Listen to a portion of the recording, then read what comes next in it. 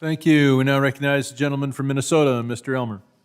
Thank you, Mr. Chairman, and Ranking Member Huizenga for hosting this hearing today.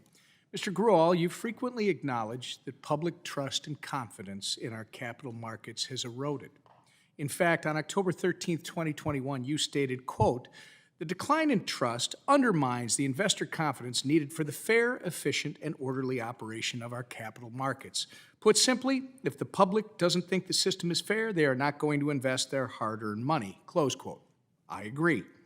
But time and time again, you place the cause of blame for this erosion of trust almost squarely on the shoulders of industry participants and companies. Mr. Grual, the SEC is in no way blameless here. Chair Gensler's political regime at the SEC, carried out by its Division of Enforcement, has been characterized by a focus on using enforcement to expand SEC jurisdiction at the expense of public resources, public investment in our country, and public trust in our markets. It seems clear to everyone, except maybe those at the Commission, that the SEC is not regulating in good faith. Although many sectors of the industry have grappled with the SEC's politicization of regulation over the last 14 months, it can be seen most clearly when it comes to the digital asset industry. Take, for example, industry sweeps. As you know, industry sweeps are not novel to the digital asset industry. They are a series of voluntary document production request letters as a regulator sends to everyone in a given industry who is similarly situated or is involved in the same type of activity. Mr. Grual, does the SEC Division of Enforcement do industry sweeps? We do industry sweeps from time to time when we have indicia. Thank you. The answer is yes. I reclaim my time. Are there currently any industry sweeps underway? So I can't talk about investigations. You can't talk about it legally, or you won't talk about it? It's our policy not to confirm or deny investigations. So you won't talk about it. All right. What do you do if a company, sir, cannot respond to a sweep letter because they're not in your jurisdiction?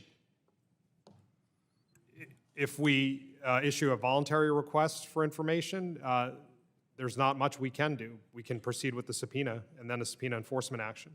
So you do extra jurisdictional requests then?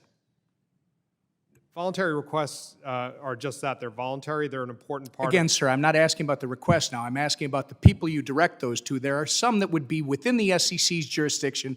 There are some that are not. My question is, and I think you've confirmed it, that you do industry sweeps to extra jurisdictional market participants, people you do not have enforcement authority over. We subpoena individuals and witnesses who may be in the market participants. Are they within your jurisdiction and outside of your jurisdiction? We're not limited by our jurisdiction. When we're collecting evidence, we follow the evidence wherever it leads and to whomever it leads. There may be someone who doesn't work in the industry who might have information. I would say, sir, go after them. I would ask you, so you do extra jurisdictional work. Some would argue that that's not appropriate. But Mr. Grual, has Chair Gensler ever directed you or, to your knowledge, asked any of your colleagues to make it a bloodbath for companies who don't respond to a sweep letter, which are voluntary?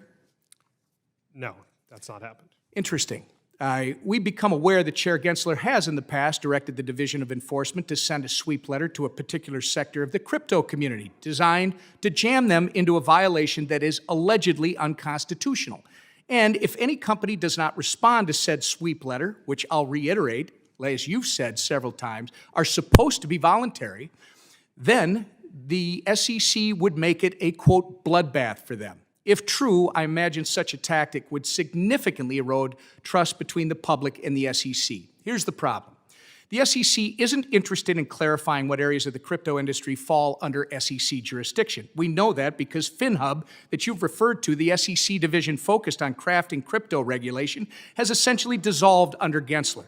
Nonetheless, while abandoning good faith attempts to clarify how the Commission's existing authority applies to digital assets, the SEC is hell-bent on expanding the size of its crypto enforcement division and using enforcement to unconstitutionally expand its jurisdiction. Under Chair Gensler, the SEC has become a power-hungry regulator, politicizing enforcement, baiting companies to, quote, come in and talk to the Commission, then hitting them with enforcement actions and discouraging good faith cooperation. Understand, sir, there is a new day coming. Thank you. I yield back. Now we recognize the gentleman on the screen.